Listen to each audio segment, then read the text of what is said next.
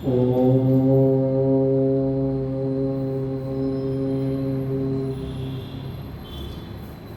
सादर नमस्ते जी। आज का हमारा जो मुख्य टॉपिक है वो हम सबसे डे टू डे लाइफ में जुड़ा हुआ है और हम सबका लक्ष्य भी है। दुख की अत्यंत निवृत्ति और सुख की प्राप्ति। तो जो आज इस आर्य समाज के इस हॉल में बैठा है उसका भी वही लक्ष्य है और जो बाहर सड़क पे जा रहा है उसका भी वही लक्ष्य है। जहाँ हम लोग जो हमारे डे टू डे एक्टिविटीज करते रहते हैं उसके पीछे लक्ष्य एक ही रहता है, कोई आध्यात्मिक तो या संसारिक हो, सबका लक्ष्य एक ही है, दुख से निवृत्ति और सुख की प्राप्ति। या ऐसा कोई इंसान आपकी नजर में हो जिसका लक्ष्य ये नहीं हो, ऐसा कोई मिला है आपको? ठीक है, आपसे पंडित जी बाद में बात करते हैं। तो हम सबका लक्ष्य आध्यात्मिक हो संसारिक हो, सबका लक्ष्य एक ही होता है, दुख की निवृत्ति और सुख की प्राप्ति।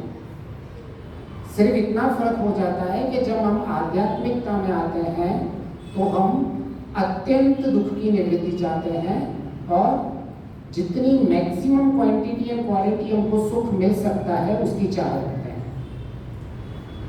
और जब हम अपने सांसारिक कर्तव्य निभा रहे होते हैं तो जितना दुख या सुख वहाँ मिल रहा होता है, हमें कहीं ना कहीं जितना दुख वहाँ है और जितना सुख वहाँ है उस सुख से अधिक सुख चाहिए और जितना दुख है उससे कम दुख चाहिए।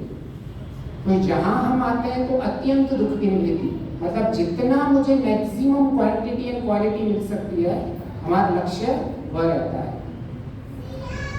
तो हमारा लक्ष्य है सुख की प्राप्ति। तो ये सुख रहता कहाँ है, कोई बताएगा? हमारे अंदर। हमारे अंदर जी। और कोई?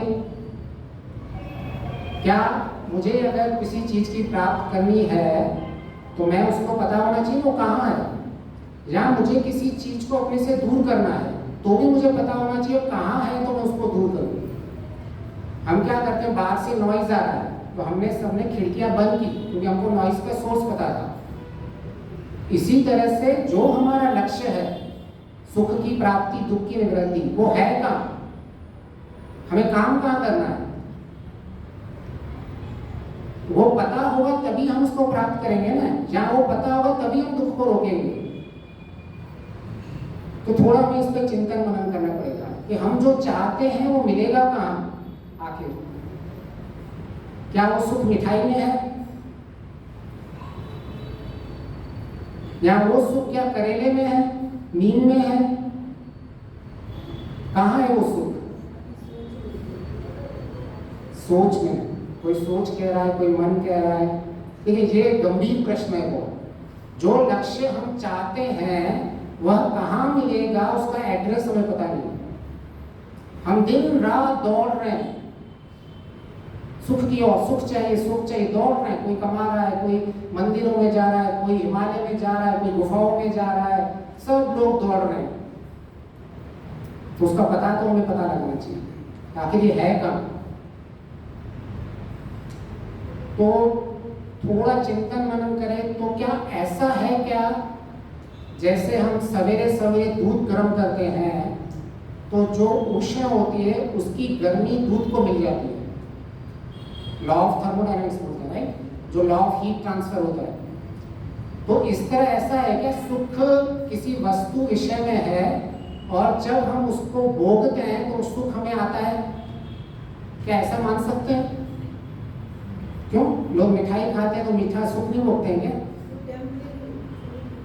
अच्छा वो सुख टेम्पररी है, ठीक है, लेकिन आ रहा वहीं से, आप ऐसा मान रही हो कि आ रहा सुख वहां से लेकिन वो टेम्पररी है, वो जीभ से सुख आ रहा है। चलो एक बहुत अच्छी बात है, एक हम एटलीस्ट वी आर डिस्कसिंग कि वो आ रहा कहाँ से, और कोई वो कहाँ से आ रहा है सुख। जैसे मैंने गैस जलाई, हीट हुई, वो ट्रांसफर हुई, वो तपेले पे गया और दूध पे पहुंची हीट। ऐसे ही मैं अगर कोई विषय को भोग रहा हूँ, मीठा खा रहा हूँ, तो वो मीठा लेके पहले मेरे जीभ पे आया, जीभ से मेरे मन में गया, फिर मन से मैंने भोगा उस सुख को। क्या ऐसा मान सकते हैं? कहाँ है वो सुख? आत्मा में। आत्मा में अगर सुख दुख होता है तो उसमें फिर से एक प्रश्न हो जाता है, क्योंकि जिसका जो स्वभाव होता है उसे कभी नहीं लग सकता। तो दुख भी अगर आत्मा का स्वभाव होगा तो हम कभी सुखी हो नहीं सकते। तो सुख दुख हम ऐसा तो नहीं कह सकते कि आत्मा में रहता है।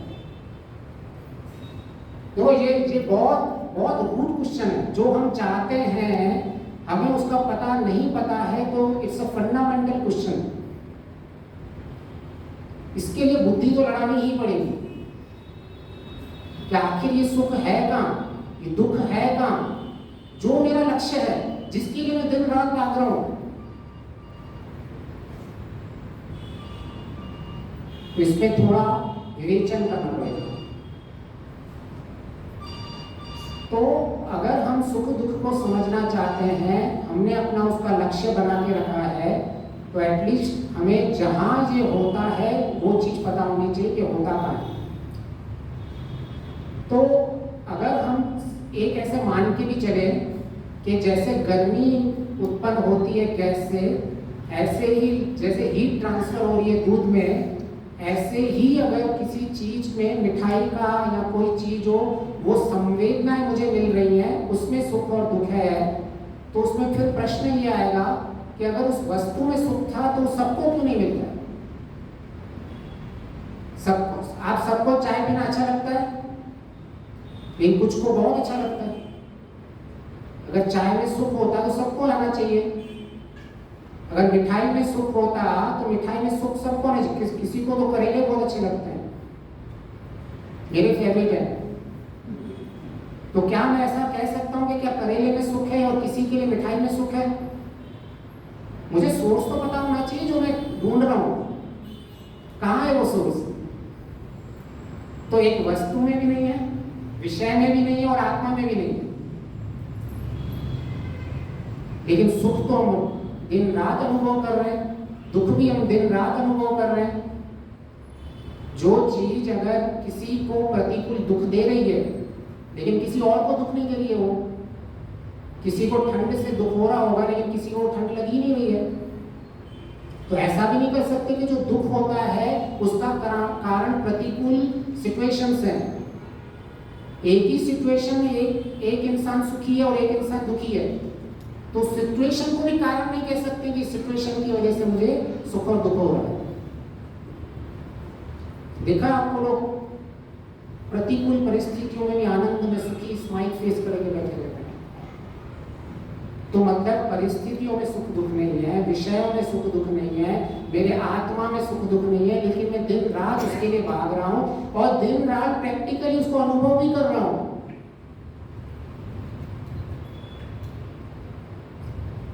कहीं मैं गलत डायरेक्शन में जा रहा है तो बता देना, ऐसा ही हो रहा है ना। तो इसका मतलब सुख दुख उत्पन्न हो रहा है। सुख दुख कहीं आ रहा नहीं है, कहीं से ना किसी चीज को ऐसे अनुभव हो रहा है, वो पहले उत्पन्न हो रहा है अंदर एक जगह पे, फिर जाके मैं अनुभूति कर रहा हूं। और जहां ये उत्पन्न हो रहा है उसको कहते हैं अंतःकरण। आप मोटी भाषा में मन भी कह सकते हैं। अगर मेरे पास ज्ञान है तो मुझे कड़वी चीजों में भी सुख दिख सकता है। मुझे पता है कि जितने मैं चीज शुगर इंटेक करता हूँ एक दिन के अंदर, अगर मैंने ये कड़वी चीज नहीं खाई तो कल मुझे डायबिटीज हो सकती है।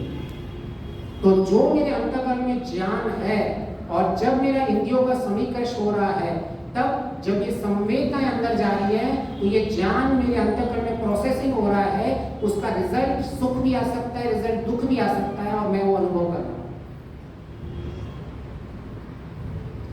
तो इसलिए इसका महत्वपूर्ण यह है कि भी वस्तु विषय में सुख दुख नहीं है, न मेरे अंदर सुख दुख है, ये उत्पन्न होता है जैसा मेरा ज्ञान हो। चोर को तो चोरी में सुख लग रहा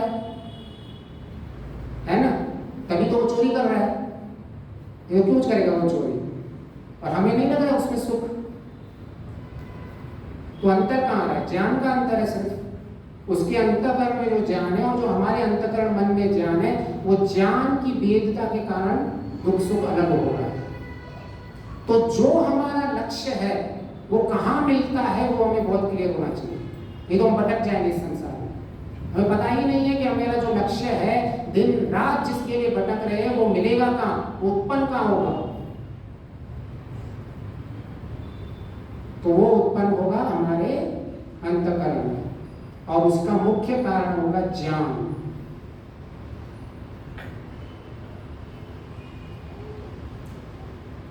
तो अच्छा, इसमें कोई डाउट है क्योंकि इसके अलावा और भी कोई कारण हो सकता है, तो हम आगे चलें, या इसमें नहीं समथिंग कुछ, मुझे तो मिठाई में, मुझे तो रबड़ी में, मुझे तो जलेबी में सुख आता है, मैं तो टच करता हूँ मुझे सुख मिलता है, ऐसा कोई है?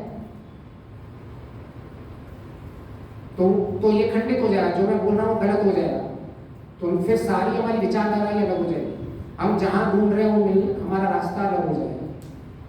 तो आप विवेचन कीजिए कि जिस चीज के पीछे मैं भाग रहा हूँ, दिन रात मेहनत कर रहा हूँ, दिन रात उसके पीछे लगा हुआ हूँ, वो है कहाँ, मिलेगा कहाँ।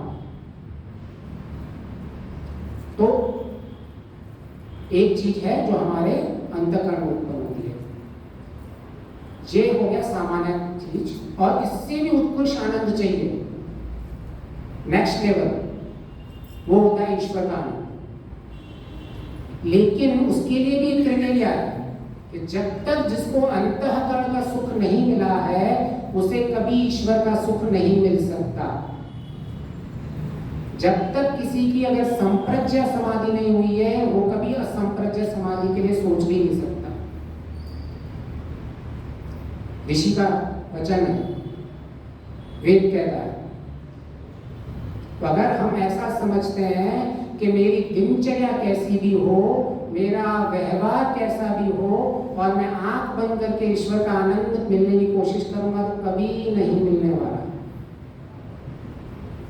क्योंकि हमने अभी अभी देखा, साक्षात देखा कि अंतःकरण में ज्ञान होना जरूरी है और अज्ञान मिटना जरूरी है। जिस चोर को चोरी करने में सुख दिखाई दे रहा है, उसका जो अज्ञान है, वो अज्ञान मिटना जरूरी है। अज्ञान, अविद्या, अविवेक, अधर्म, इनको सब एक ही शब्द में बोला जाता है, अशुद्धि। विवेक, विद्या, धर्म, इन सब का एक ही शब्द में बोला जाता है, शुद्धि।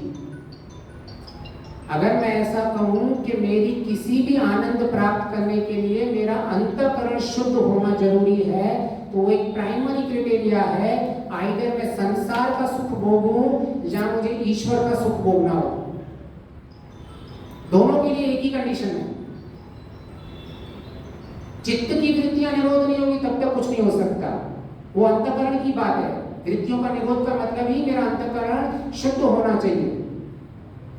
तो कहीं ऐसा तो नहीं हम लॉन्ग जंप मारने की कोशिश कर रहे हैं, शॉर्टकट ढूंढने की कोशिश कर रहे हैं, डायरेक्ट कहीं चलो वही मैं बैठ के ईश्वर में आंखें बंद करके ईश्वर का आनंद प्राप्त करूं और सारा दिन व्यवहार मन मर्जी का व्यवहार चल रहा हो। तो सबसे पहली जो हमें लक्ष्य प्राप्त करना है, उसका कारण एक ही है, अंतःकरण में अशुद्धि का नाश।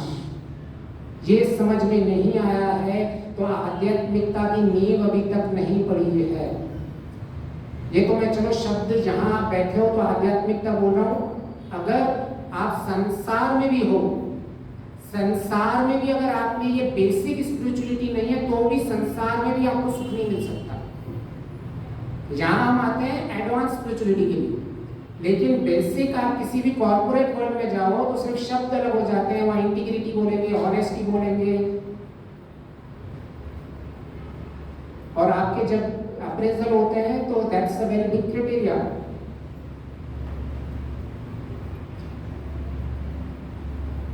कि किस तरह से स्पेशली जो HR साइड होते हैं कि किस लोगों को रखा जाता है। कॉर्पोरेट में only smart guys are not required. आप किसी एक HR से बात करोगे तो बोलेंगे ठीक है, एवरेज है, बिलो एवरेज है, अबव एवरेज इज फाइन, लेकिन जो ओवर स्मार्ट होते हैं, जिनमें मॉरलिटी नहीं होती है, सबसे पहले कंपनी में निकलते हैं टारगेट वो होते हैं, सबसे पहले वो टारगेट होते हैं।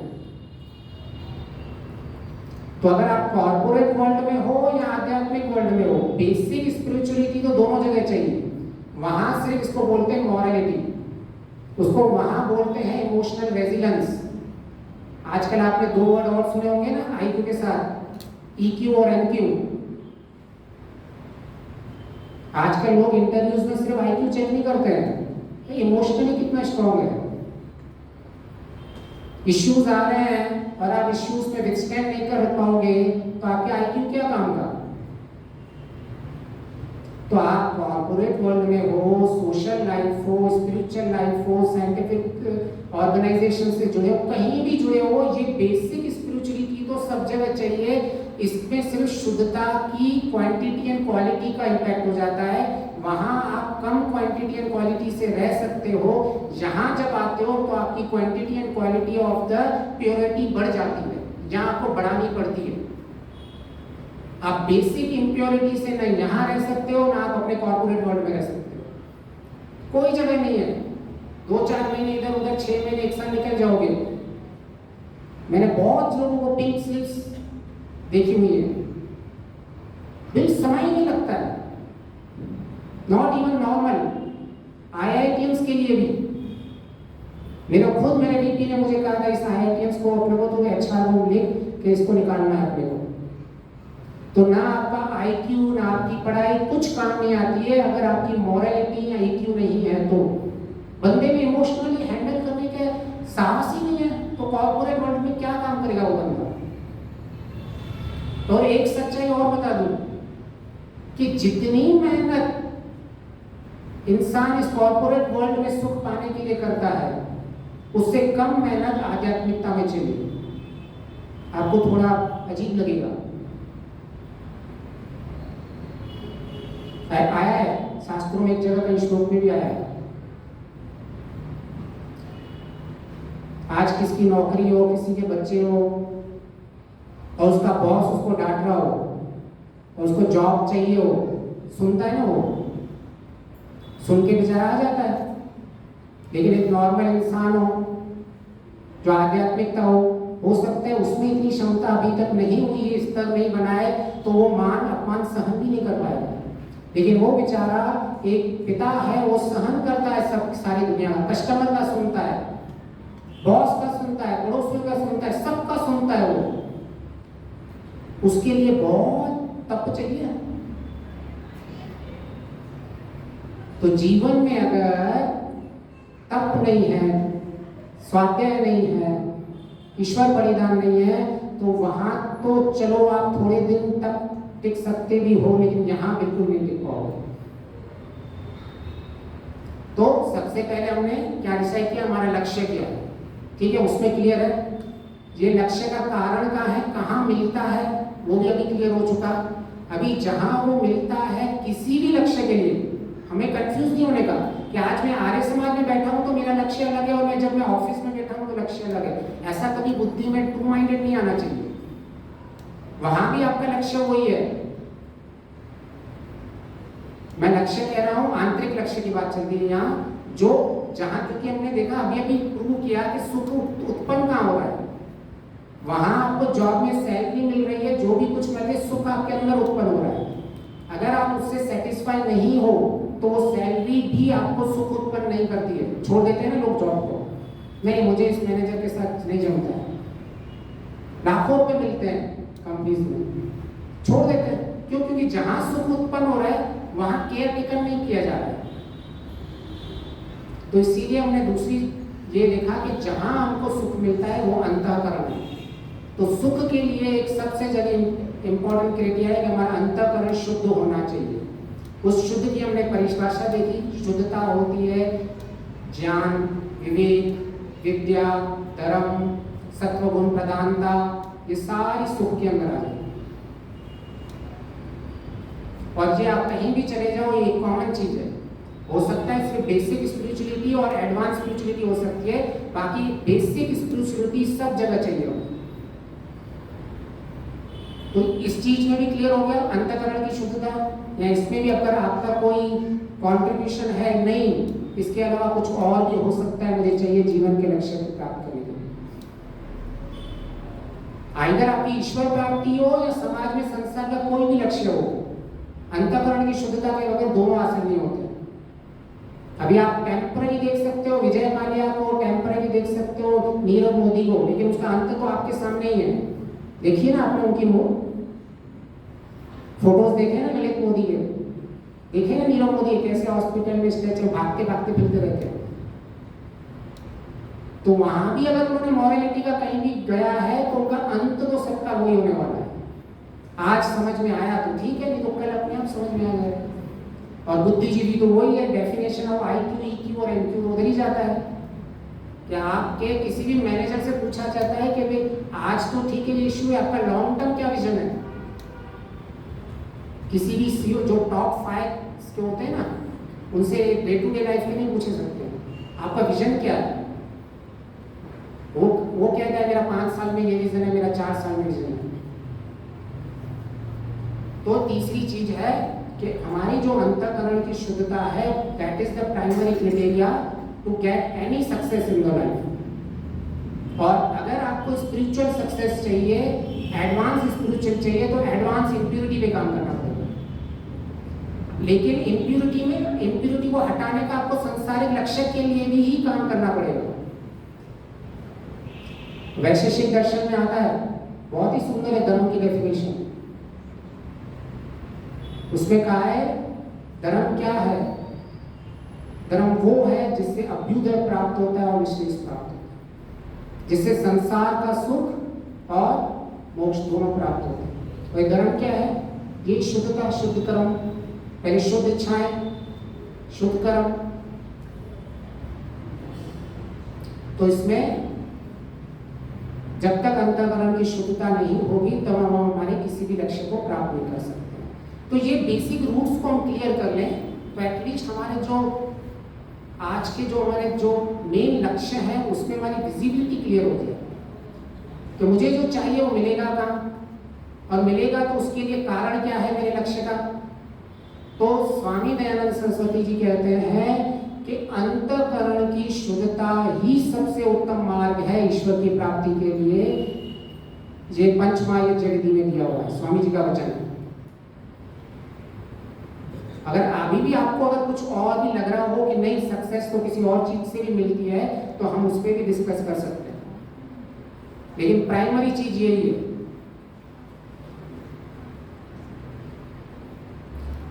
तो हम अंतःकरण की शुद्धता ये हमने प्रैक्टिकली समझने की कोशिश की। अभी हम देखते हैं कि शास्त्र क्या कहते हैं अंतःकरण की शुद्धता से। तो सबसे पहले तो हम अगर अपनी दिनचर्या स्टार्ट करें तो जो हमारे सोने से पहले मंत्र हैं, हमारी स्टार्टिंग वहां से हो रही है शिव संकल्प मस्तु। उसमें जो 6 चीज संकल्प बोले हुए हैं स्वामी जी ने, वो 6 शुद्धता की बातें करते हैं। पहले बोलते हैं किसी की हानि ना करना, ऐसा संकल्प लूं मैं। दूसरा कहते हैं मेरी इच्छा धर्म युक्त हो, ऐसा संकल्प लूं मैं। उसके बाद ऑपोजिट भी है कि मेरे अधर्म के प्रति मैं न जाऊं। तीसरा स्पेसिफाई कर दिया मैं शुद्ध गुण वाला बनूं, अशुद्ध गुण मुझ में नहीं आए। चौथा योग विज्ञान में मेरी उन्नति हो और अविद्या क्लेश ये सब हटो। फिर से अशुद्धता को हटाना, शुद्धता को लेके आना। फिर अंत में कहते हैं कि मैं धर्म के आचरण पे मेरी वृद्धि हो, अधर्म पे नहीं जाऊं। तो हम रात के हमारे संकल्प ही स्टार्ट हमारी शुद्धता से होते हैं। वेद कहता है कि अगर आपने ईश्वर में बहुत किया तो भी कुछ नहीं होने वाला है, केवल संसार किया तो भी कुछ नहीं होने वाला है। जब तक अंतःकरण की शुद्धता नहीं होगी, न ईश्वर मिलेगा न संसार मिलेगा। प्राय लोग उसको सिर्फ ईश्वर से जोड़ते हैं, लेकिन मैं कहता हूं संसार की भी जितनी भी हमारी उपलब्धि है वो भी इसी से ही जुड़ी हुई है। वहां सिर्फ नाम अलग अलग यूज करते हैं। हमारी कॉर्पोरेट ट्रेनिंग होती थी, बस वही टाई पहन के आ जाते हैं, लाखों रुपए लेते तो लगता है बहुत बढ़िया ट्रेनिंग दे रहे हैं। नहीं, बातें सब यही होती है, वेदों की बातें, वो ये सब नाम चेंज अलग अलग होते हैं, यूज करते हैं सब कॉन्शियस माइंड, कॉन्शियस माइंड। कुछ एक शब्द जो मुझे आज तक जितनी मैंने कॉर्पोरेट ट्रेनिंग हो या जितना भी ये लास्ट बार इन्होंने ट्रेनिंग कोर्सेज चलाए हुए हैं, मुझे एक भी चीज योग दर्शन से बाहर नहीं दिखती है, मुझे एक भी चीज वेद से बाहर नहीं दिखती है। माइंड ट्रेनिंग, NLM ट्रेनिंग्स, तो फिर हम सवेरे उठते हैं तो सबसे पहले गायत्री मंत्र बोलते हैं। तो गायत्री मंत्र में भी बरगह को धारण करें। तो बरगह की स्वामी जी ने क्या परिभाषा की है? प्रेम भक्ति से निश्चय ही शुद्ध विज्ञान को धारण करें। वहां भी उन्होंने स्पेसिफिक जोड़ दिया शुद्ध विज्ञान को, कि आपने ज्ञान विज्ञान कितना भी हासिल कर दिया हो लेकिन उसमें शुद्धता नहीं है तो कुछ नहीं हो सकता। और शुद्ध को, शुद्धता का और भी खोला हुआ है शुद्ध विज्ञान को, उसके संस्कृत में आप जाओगे तो पूरा खोला हुआ है। निरुपद्रवता, निष्पापम, निर्दोष, शुद्धम, पक्वम, प्राप्त ज्ञान, सर्वोत्तम, पूरा खोला हुआ है संस्कृत में। शुद्धता क्या है? तो जीवन में अगर ये शुद्धता नहीं है तो हमारे कोई एक बच्चा स्कूल में भी, क्लास में भी अपना बेस्ट नहीं कर पाएगा अगर आगे चल के ये बेसिक चीज नहीं कर सकता है। फिर हम विश्वानी देव, वो तो सीधा क्लियरली बोल रहा है, मेरे सुख दुख दोष दुर्गुण दूर कर जिए, मुझे कल्याणकारी गुण कर्म स्वभाव में लेके चलिए। तो हमारा, आप कितने भी शास्त्र लेके जाओ यही आएगा, अशुद्धि का नाश, शुद्धि की वृद्धि।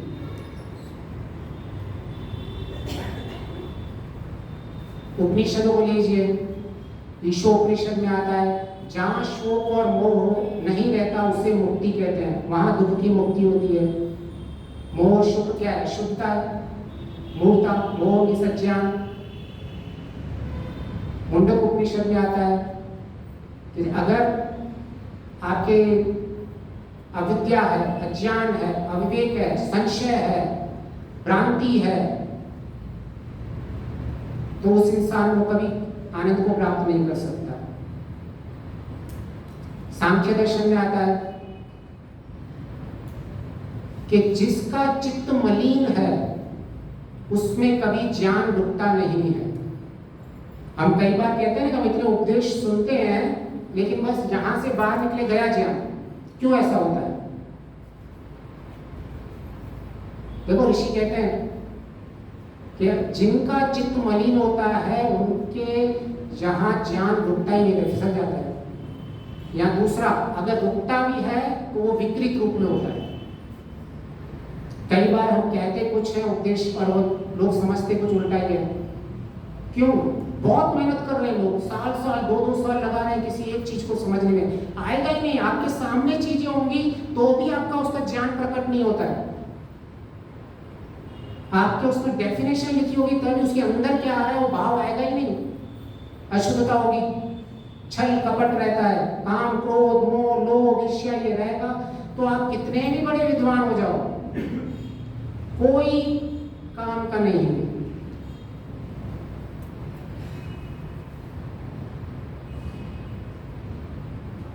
फिर सांख्य दर्शन में क्या कहते हैं कपिल ऋषि, कि जीवन में अगर आपको अत्यंत दुख से निवृत्ति चाहिए तो उसका एक ही उपाय है विवेक। उसका कोई समुच्चय नहीं है और विकल्प भी नहीं है। अगर हम सोचें चलो इस शुद्धि अशुद्धि के सिवा मैं और कोई शॉर्टकट लेके चला जाऊं, ईश्वर का आनंद प्राप्त करने की कोशिश करूं या संसार में सुख प्राप्त करके चलूं, कि हम तो देख रहे हैं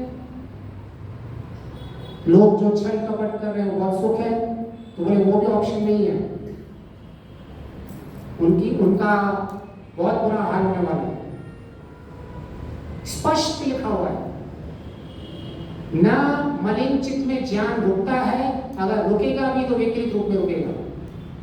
ना विवेक शुद्ध ज्ञान के अलावा और कोई समुच्चय है, ऐसा भी नहीं है कोई कॉम्बिनेशन चलता हो या इसका कोई ऑप्शन हो, कोई ऑप्शन नहीं। तो हम जो ओवर स्मार्ट बनते हैं ना, वो हमारे बाहर की लाइफस्टाइल में चल सकता है, यहां नहीं चलता। योग दर्शन में देख लें, योग दर्शन में मुख्य आता है हेतु हान उपाय। दुख जो छोड़ने योग्य है, दुख का कारण क्या है? संयोग अविद्या, वहां भी अशुद्धि बताई गई है। सुख का कारण विवेक ख्याति, वहां भी ज्ञान शुद्धता बताई गई है। न्याय दर्शन में देख लो आप, कौन सा उसका सबसे फेवरेट सूत्र है, बहुत प्रचलित? सुख नहीं, दुख जन्म प्रवृत्ति, दोष मिथ्या ज्ञान। अगर मिथ्या ज्ञान है तो दुख है ही है। हम पहले कहां से स्टार्ट किया था? हमारे दुख का कारण या शुद्धि, मिथ्या ज्ञान, अविवेक है। न्याय दर्शन में एक ही स्टेटमेंट में सब क्लियर कर दिया। फिर उसके सारे बताए हैं कि आप कैसे प्रमाणों से ज्ञान को ले सकते हो सारा, लेकिन एक सूत्र है सफिशिएंट है, न्याय दर्शन का सारांश है।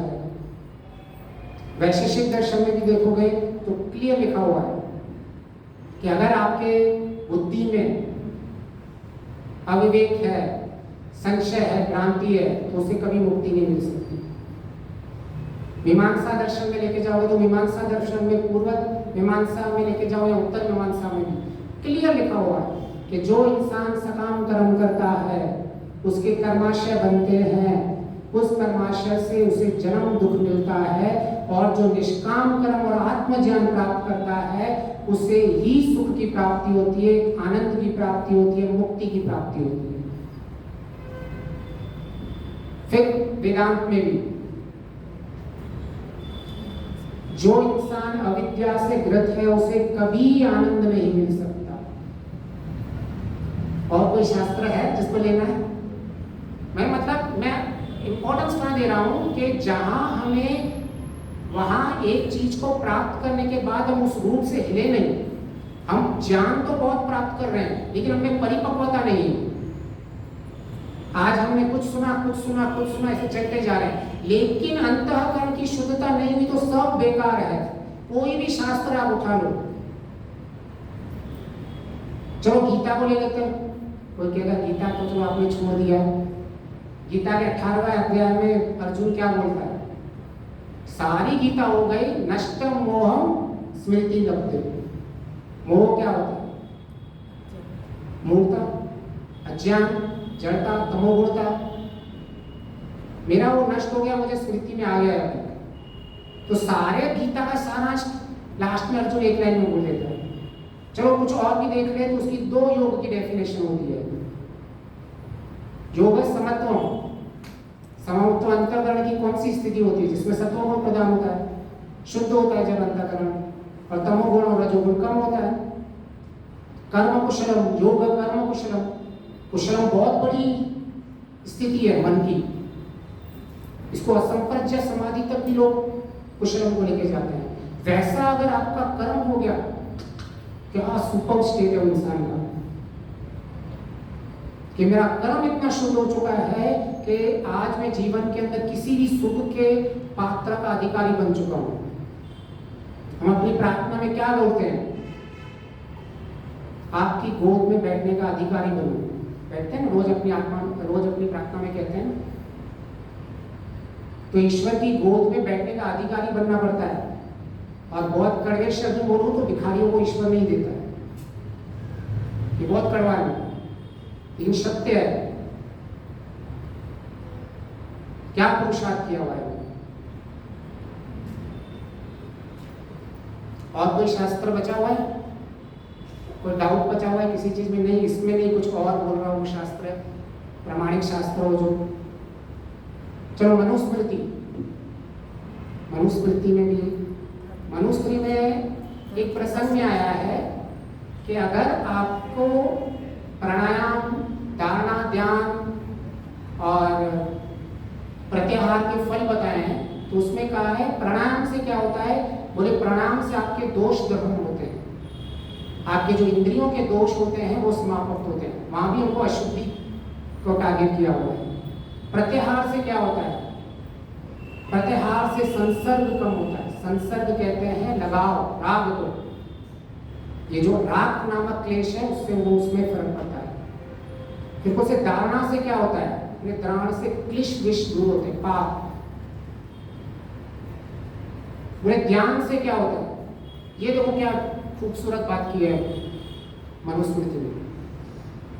ध्यान से जो अनिश्वर गुण है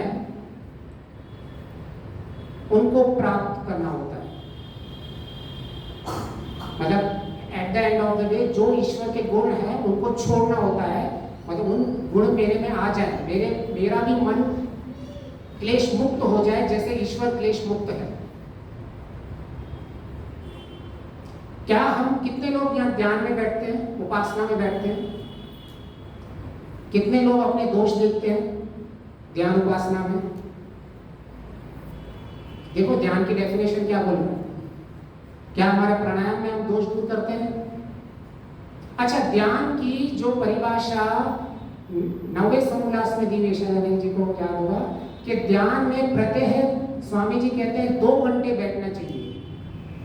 तो उसका फल क्या लिखा हुआ है, कोई बताएगा?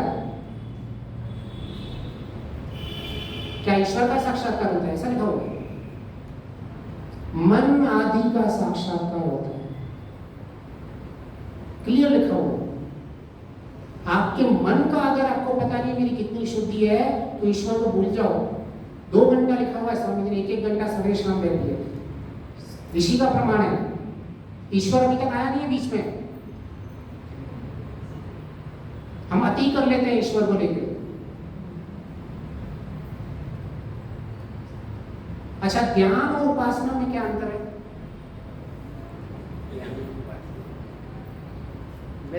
उपासना कैसे? हाँ, बगैर ज्ञान से उपासना कैसे? बगैर ध्यान के उपासना कैसे की जाती है? लेकिन अभी जो उपासना में ईश्वर होना जरूरी है, ठीक है। लेकिन अभी ऋषि ने बोला हुआ है कि जब आप 2 घंटा ध्यान करें तो आपके मन आदि का साक्षात्कार होना चाहिए। उसमें तो ईश्वर आया नहीं। तो कुछ तो अंतर है ध्यान और उपासना में। देखिए देखो ये हमारे दिन के पाठ है और हमको उनमें शुद्धता लानी पड़ेगी। उपासना वो ध्यान का चीज है जिसमें हम आत्मा और ईश्वर को अपना विषय बनाते हैं। और ध्यान में अवश्य नहीं है कि आपका विषय केवल ईश्वर हो। ध्यान में आपका विषय अपने दोष भी होने चाहिए। आपको उसके लिए प्रतिपक्ष भावना लेके आनी पड़ेगी। उस प्रतिपक्ष भावना से आपको आपका व्यवहार शुद्ध करना पड़ेगा। उस व्यवहार शुद्ध से आपका ध्यान शुद्ध होगा। उस ध्यान शुद्ध से फिर से व्यवहार शुद्ध होगा। उस व्यवहार से फिर से ध्यान शुद्ध होगा। उस शुद्धता के बाद आप उपासना के अधिकारी बन सकते हो ईश्वर के साथ बैठने का।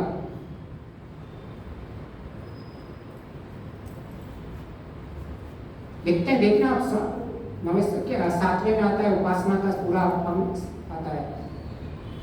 काय आत्मा और ईश्वर की विवेचना, उपासना को जब डिफाइन कर रहे हैं स्वामी जी, उससे आपका ज्ञान विज्ञान हर दिन प्रतिदिन बढ़ता है। उससे आपको उसका फल इतना बड़ा होता है कि पहाड़ जैसा दुख भी आप हंसते हंसते झेल लेते हो। तो उपासना, ध्यान, ये सब क्या कह रहे हैं? इन सब के लिए अंतःकरण की शुद्धता जरूरत है। तो आइदर आपका लक्ष्य कॉर्पोरेट वर्ल्ड में हो, आपका लक्ष्य आध्यात्मिक वर्ल्ड में हो, ये बेसिक क्राइटेरिया अगर नहीं आ रही है तो हमारा सब वेस्ट हो जाएगा। तो इसीलिए मुख्य लक्ष्य उधर बनाओ, अंतःकरण की शुद्धता। तो मुझे ऐसा लगता है शायद भ्रांति क्यों हुई है इस संसार में, यहाँ लोगों को, यहाँ हो सकता है विशेष आध्यात्मिक लोगों को, जो कहते हैं कि ईश्वर ही हमारे सारे अशुद्धता को हटा देगा और शुद्धता कर लेगा। वो सत्य है, ये सत्य है, लेकिन इसके लिए कंडीशन अप्लाई होती है ना, वो कंडीशन अप्लाई देखनी होगी। यजुर्वेद के 4थे अध्याय के 28वें मंत्र में स्वामी जी ने लिखा हुआ है, जो इंसान, जो मनुष्य सत्य प्रिय प्रार्थना करता है उसका ईश्वर मन अधर्म से छुड़ाकर धर्म में प्रवृत्ति करता है। और मुझे लगता है लोगों ने आधी परिभाषा देखी है कि मैं बैठकर प्रार्थना कर लेता हूँ, चलो मेरी सारी अधर्म चला जाएगा और धर्म आ जाएगा। उसके बाद मेन स्वामी जी ने लिखा हुआ है किंतु, उसके बाद आता है कॉमा के बाद किंतु। देखिए नहीं, अगर vedicscriptures.in है तो आप उसमें चौथे अध्याय में 28वें मंत्र में देख लेना, किंतु मनुष्य का धर्म आचरण करते हुए इस संसार और मोक्ष के सुख को प्राप्त करें। मतलब हमें अपना पुरुषार्थ कंटिन्यू करते रहना है। ईश्वर की प्रार्थना का फल तभी मिलता है जब हमारा पुरुषार्थ इधर पीछे होता है। और एक और चीज में है, संसार का सुख भी भोगने साथ साथ में भोग सकते हो, ऋषि का वचन है। वो कौन सा सुख वो अलग बात है, हम यहाँ तमोगुण वाले सुख की बात नहीं कर रहे, सत्वगुण सुख की बात की जा रही है। एक क्लियर लिखा हुआ है, स्वामी जी क्लियर कह रहे हैं कि हाँ, ईश्वर की भक्ति के प्रार्थना से आपका जो मन आपका विचलित रहता है या अशुद्ध रहता है वो शुद्ध होता है, लेकिन उसके पहले आपको पुरुषार्थ करना पड़ेगा। अच्छा, यम नियम का जो हम अगर हमारे जीवन में नहीं है तो क्या कभी हमारा ईश्वर परिधान में लग पाता है? यम नियम क्यों किया हुआ है? ऋषि ने क्या लिखा है वहां, जिससे अशुद्धि का क्षय हो और विवेक ख्याति की उत्पन्न हो, इसलिए यम नियम का पालन किया जा रहा है। और ना हम अशुद्धि का क्षय कर रहे हैं लेकिन बैठ जा रहे हैं। कोई व्यवहार में हमारा जीवन के अंदर कोई ऐसा परिवर्तन नहीं हो रहा है जिससे हम ईश्वर के आनंद की या ईश्वर के व्यवस्था में सुख प्राप्ति के अधिकारी बने। चलो रामायण को ले लो, रामायण में अंत में क्या बोलता है, जब राम उसकी मां पूछती है कि आपने रावण को मार दिया, वो इतना ही कहता है ना कि मैंने नहीं मारा, उसके अहंकार ने उसको मारा। अहंकार जो है अशुद्धि का सबसे बड़ा कमांडो है। आप कितने भी बड़े विद्वान बन जाओ, कितने भी वेदों के ज्ञानी बन जाओ, दर्शनों के, उपनिषदों के, लेकिन आपके व्यवहार में अहंकार है तो रावण जैसी स्थिति होने वाली है। हम इस अशुद्धि को समझ नहीं पा रहे। इसीलिए स्वामी जी ने सब कुछ छोड़ के एक ही शब्द कहा है कि अगर हमें ईश्वर प्राप्ति करनी है, सुख प्राप्ति करना है, आनंद प्राप्त करना है, उसका सबसे उत्तम उपाय है अंतःकरण की शुद्धता। बार बार स्वामी जी कह रहे हैं। तो आशा करते हैं कि हम अपनी अंतःकरण की शुद्धता पे काम करेंगे, काम, क्रोध, मोह, लोभ आदि से दूर रहने की प्रयत्न करेंगे और अपने लक्ष्य, जो सांसारिक लक्ष्य है, जिसका सांसारिक लक्ष्य है, जिसका आध्यात्मिक लक्ष्य है, वो सब इसको पालन करने की कोशिश करेंगे। संसार में भी सुख में जीवन जिएंगे और अपना आध्यात्मिक जीवन भी सुख में रहेंगे। धन्यवाद।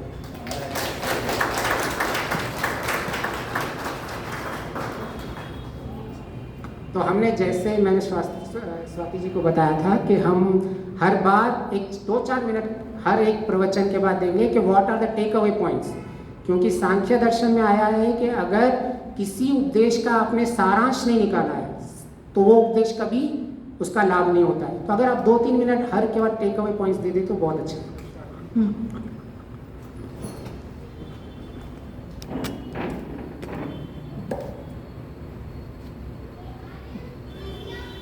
बहुत अच्छा लगा और स्पष्ट था, क्योंकि हर एक की उतना स्तर नहीं होता, उतना स्वाध्याय नहीं होता, लेकिन आपकी बातें बहुत समझ आती हैं।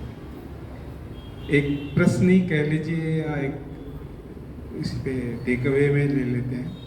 आपने कहा जैसे वैशेषिक में अभ्युदय और निःश्रेयस 2 शब्द आपने, अभ्युदय में सांसारिक प्रॉस्पेरिटी कह लीजिए या और निःश्रेयस माने मोक्ष। तो जिन्होंने मोक्ष प्राप्त किया उनसे तो कभी मिलना होता नहीं है जी, या पता नहीं चलता कि उन्होंने मोक्ष के मतलब नज़दीक है। और जो सांसारिक जो प्रॉस्पेरिटी है वो तो बहुत दिखती है, चाहे हम राजनीति या राजनेताओं को देख लें, उद्योगपतियों को देख लें, यूनिवर्सिटी स्कॉलर सबको देखें, तो सब अपने अपने फील्ड में बहुत टॉप लोग हैं।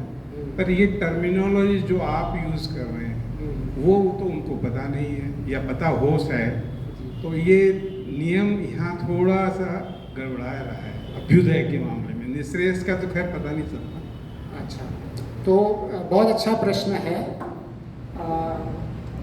अच्छा, इसका उत्तर हम व्यवहारिक समझेंगे। देखो, यहाँ जब भी बात करेंगे प्रैक्टिकल चीज़ों की बात करेंगे, और बहुत प्रैक्टिकल क्वेश्चन है कि धर्म का जो सुख का मूल धर्म है, इसको किसी को कोई डाउट है शास्त्रों में कि भाई आपको सुख प्राप्त करना है तो धर्म चाहिए, और धर्म का पालन करना पड़ेगा।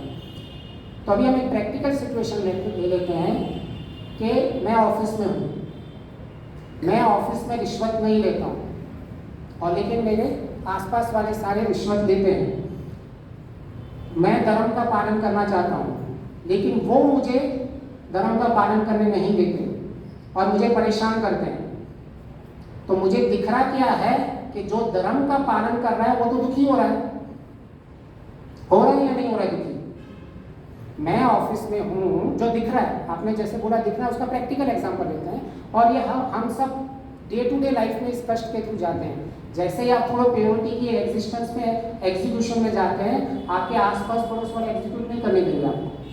तो इसका मतलब शास्त्र तो गलत हो गया कि मैं धर्म पे चलने जा रहा हूँ तो मुझे तो सब आसपास वाले दुख दे रहे हैं, क्योंकि उनको पता है ये सत्य बोलेगा तो हमको भी बोलना पड़ेगा और हमारी रोजी रोटी पैसा बंद हो जाएगा। उनको नुकसान दिख रहा है। तो धर्म के पालने से तो दोनों को नुकसान दिख रहा है, मुझे भी नुकसान हो रहा है और उससे भी नुकसान हो रहा है कि मेरे धर्म के पालने से। तो ऐसा कैसा शास्त्र है जो हमको सिखा रहा है धर्म के पालन से कि सुख जो है उसका मूल ही धर्म है?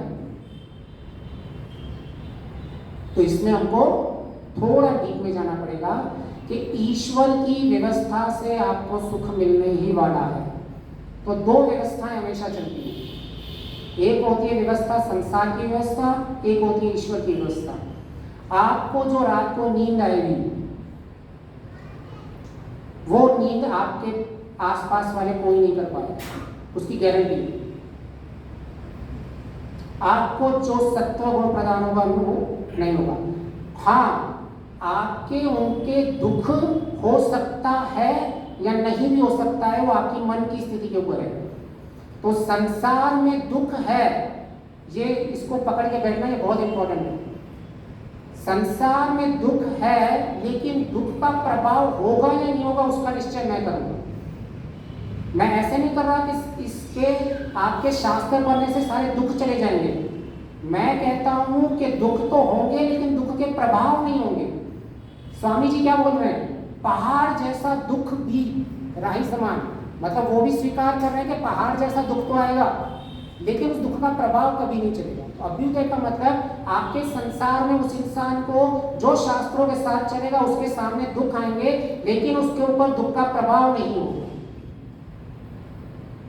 जैसे दो लोग हैं, उनको ठंडी लग रही है, एक को ठंडी है, वो दुख के बारे में दुख लग रहा है, एक को ठंडी लगी, उसने जैकेट पहन ली, उसको उस ठंडी के दुख का प्रभाव नहीं हो रहा है। तो जब हम ज्ञान विज्ञान बढ़ जाता है, हम धर्म के मार्ग पर चलते हैं, जब शुद्धि बढ़ जाती है, तो मन से इतने स्ट्रांग हो जाते हैं कि हमें जो दुख दिखता है लोगों को, वो दुख हमें नहीं दिखता, और जो लोगों को सुख दिखता है उसमें हमें सुख नहीं दिखता, हमें यथार्थ दिखता है। हमें उस मिठाई के अंदर थोड़ा सा भी विष मिला हुआ है तो उनको दोनों दिखते हैं, मिठाई भी दिखती है और विष भी दिखता है, लेकिन संसार वालों को केवल मिठाई दिखती है। ये डिफरेंस होता है। तो अगर हम जीवन के अंदर ऐसी परिस्थितियां जो हमें लग रही हैं, तो उसमें दो व्यवस्था का हमेशा ध्यान रखना, एक ईश्वर व्यवस्था और एक संसारिक व्यवस्था। ईश्वर की व्यवस्था में कभी भी आपको नीचे नहीं गिरना पड़ेगा, आपको हमेशा जो सुख क्वांटिटी एंड क्वालिटी वो ज़्यादा मिलेगी, और वो इतना स्ट्रांग होगा। अगर कोई जो रिश्वत नहीं ले रहा है, उसको परेशान कर रहे हैं, आइदर वो खड़ा हो जाएगा कि आपको जो करना है कर लो, मैं नहीं बदलूंगा, या वो चाहिए तो नौकरी भी छोड़ सकता है, लेकिन वो दुखी नहीं होगा। दूसरे लोगों को ऐसा लगता है कि इस लोगों को बेचारे को दुख से परेशान करके इसने नौकरी छोड़ दी, लेकिन वो इतना सक्षम होता है कि उसको पता है कि मैं अगर ये नौकरी भी छोड़ दूंगा तो मैं इतना अंदर से स्ट्रांग हूँ कि मैं अपने खुद कमा सकता हूँ, खुद खा सकता हूँ, खुद पी सकता हूँ, लेकिन मैं अन्याय कभी नहीं करूँगा। ऐसा अंदर सामर्थ्य आ जाता है शुद्धता से। तो ईश्वर कहते हैं ना कि आप अंत में ईश्वर की ही कृपा है, तो ईश्वर को अट्रैक्ट कैसे करोगे? So this is the way Ishwar gets attracted. क्योंकि आपको तो आपके तो मेरे बस में है ही नहीं ईश्वर प्राप्ति। अंत में तो ईश्वर की कृपा ही चाहिए ईश्वर के आनंद के लिए। आप कह दो मेरे को संप्रज्ञा समाधि लग गई है, क्या होगा? जब तक ईश्वर आपको सिलेक्ट नहीं करता है, कृपा नहीं करता है, तब तक कुछ नहीं होने वाला। तो हमें लगता ऐसा है कि हमारे जीवन के अंदर कि जो लोग धर्म पे आचरण कर रहे हैं वो दुखी हैं और जो अधर्म कर रहे हैं वो सुखी है, ऐसा सिर्फ लगता है। लेकिन अगर आप उस इंसान से जाके पूछोगे तो वो तो अपने ही आनंद में रहता है, उसकी अपनी ही खुशी होती है, उसे कोई फर्क नहीं पड़ता है कि मुझे आज 1 लाख गए कि 10 लाख गए, वो अपने संतोष में रहता है। और संतोष का सुख, नरेंद्र जी, इस संसार का सबसे बड़ा सुख है संतोष का सुख, इससे बड़ा कोई सुख नहीं है जी। धन्यवाद। और कोई कुछ कहना चाहेगा कि टेक अवे पॉइंट्स?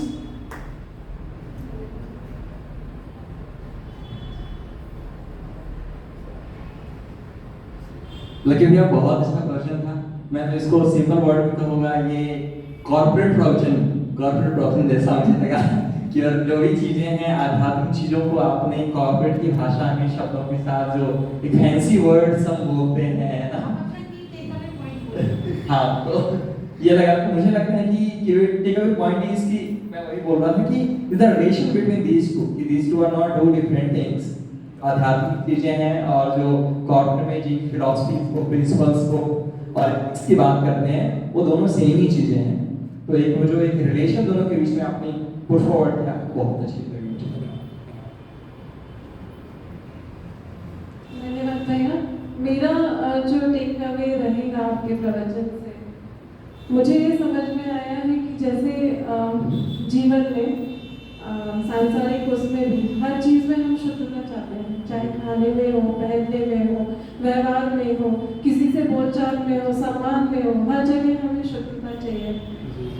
तो जो ईश्वर इतना शुद्ध स्वरूप है, वो कैसे अशुद्ध को अस्वीकार करेगा? तो वो कैसे हम उसके पास में जा सकते हैं? मतलब नेक्स्ट टाइम जब हम उपासना या ध्यान में बैठे तो मैंने एक बहुत ही गंभीर प्रश्न पूछा।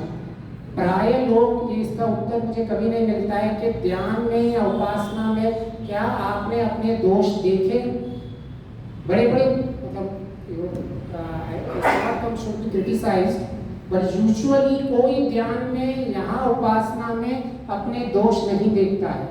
और जीने का तरीका यही होता है, अपने दोष देखे जाते हैं, उसके प्रतिपक्ष भावना लेके आती है कि मैंने कल ये हिंसा मेरे से हो गई थी, तो ये इसकी प्रतिपक्ष भावना है, उसको ध्यान में पक्का किया जाता है। फिर से जब हम व्यवहार में होते हैं तो उसको फिर वो प्रतिपक्ष भावना अप्लाई करते हैं, फिर वो वापस ध्यान में आते, नहीं मेरे से 90% अप्लाई हुई, मेरे से 80% अप्लाई हुई।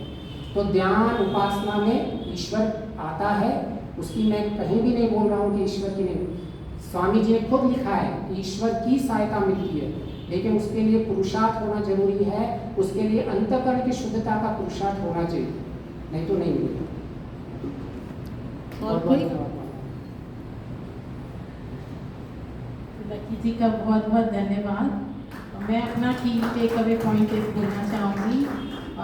जो लास्ट में उन्होंने बोला कि ध्यान में अपने दोषों को देखो, और मैं शायद वो मैंने यही किया है। और मैं भी एक स्वामी विश्वान जी का एक प्रवचन सुन रही थी, उसमें वो यही बोलते हैं कि आपको पता है कि आप सबसे ज़्यादा प्रेम किससे करते हैं? बताइए, क्या आप अपने बच्चों से, पति से, पत्नी से, माँ बाप से, पैसे से, किससे सबसे ज़्यादा हम प्रेम करते हैं? तो स्वामी जी कहते हैं नहीं, हम सबसे ज़्यादा प्रेम करते हैं अपने दोषों से। हम अपने दोष छोड़ना ही नहीं चाहते हैं, हमें पता होते हैं हमारे अंदर दोष है, हम छोड़ते नहीं हैं। और ये छोटी छोटी बातें कि झूठ बोल दिया, क्या फ़र्क पड़ता है ये झूठ बोलने से। और ये मैंने अपनी तो लाइफ में देखा है। मैं कॉर्पोरेट में थी, सेल्स मार्केटिंग में थी, हम बोलते थे छोटे छोटे झूठ कस्टमर को, हाँ हाँ भेज दिया है, आ रहा होगा, पहुँच रहा होगा आदमी, जबकि वो हमारे ऑफिस में ही आदमी होता था। तो लगता था क्या अभी ये तो कर लेते हैं, क्या नहीं तो सर पे चढ़ जाएगा कस्टमर। पर मतलब मैं तो फिर अब घर में बैठ गई हूँ तो चल जाता है, पता नहीं वापस जाऊँगी तो फिर से वो सब करने लगूँगी। पर हाँ, हम जितना शुद्ध करते जाएं, अपने को देखें आज हमने कितने झूठ बोले, क्या वो जरूरी थे। हम सत्यजीत जी का एक प्रवचन था, उसमें बहुत अच्छी बात वो बोलते हैं कि हम ना एक्सट्रीम पे पहुंच जाते हैं। कि वो एक साधु था, वो बैठा था, उसने कहा कि हम कभी भी झूठ नहीं बोलूँगा, सत्य बोलूँगा। फिर कुछ गांव वाले उधर से गए, डाकू लोग पीछे पीछे आए, तो वो साधु ने बोला, उन्होंने पूछा कहाँ गए हैं गांव वाले, तो वो डाकुओं को रास्ता बता देते हैं, इधर गए हैं, क्योंकि मैं तो झूठ बोलूँगा नहीं, सत्य बोलूँगा। तो वो डाकू जो है गांव वालों को मार देते हैं। तो ये बताइए, ये करना चाहिए था साधु को कि नहीं? तो हम बोलते हैं आपकी लाइफ में क्या ये एक्सट्रीम सिचुएशंस आती हैं? क्या हमारी लाइफ में एक्सट्रीम सिचुएशंस आती हैं? जब ये एक्सट्रीम सिचुएशन आए तब आप सोचिए कि क्या सत्य बोलना है कि झूठ बोलना है। उस साधु को उस समय सोचना चाहिए क्या सत्य बोलना चाहिए कि झूठ बोलना चाहिए। गुप्तचर होते हैं, उनका काम होता है, वो उनके काम में है। अब गुप्तचर तो नहीं जाके बोल देगा कि मैं भाई गुप्तचर हूँ, स्पाई हूँ मैं इस देश का। तो वो हम एक्सट्रीम में पहुंच जाते हैं कि वो साधु ने भी तो ऐसे। तो हम अपनी डे टू डे लाइफ में देखें कि कहाँ हम ना बोले झूठ, हम ना करें हिंसा। तो बहुत ही अच्छा, मैं ज़्यादा नहीं बोलूँगी क्योंकि जो भाव अभी अंदर हमारे नीचे घुसे हुए हैं वो ओवरराइड नहीं होने चाहिए। और मैं बहुत ज़्यादा मतलब ओवरवेल्म्ड हूँ। लकी को इतने सालों से जानते हैं और उनकी जर्नी जो है, लकी है, अनिल है, तो एक इतने अच्छे हमको सांसारिक और स्पिरिचुअल दोनों बात में हम कैसे सामंजस्य बना के आगे चलें। बहुत अच्छा, बहुत बहुत धन्यवाद।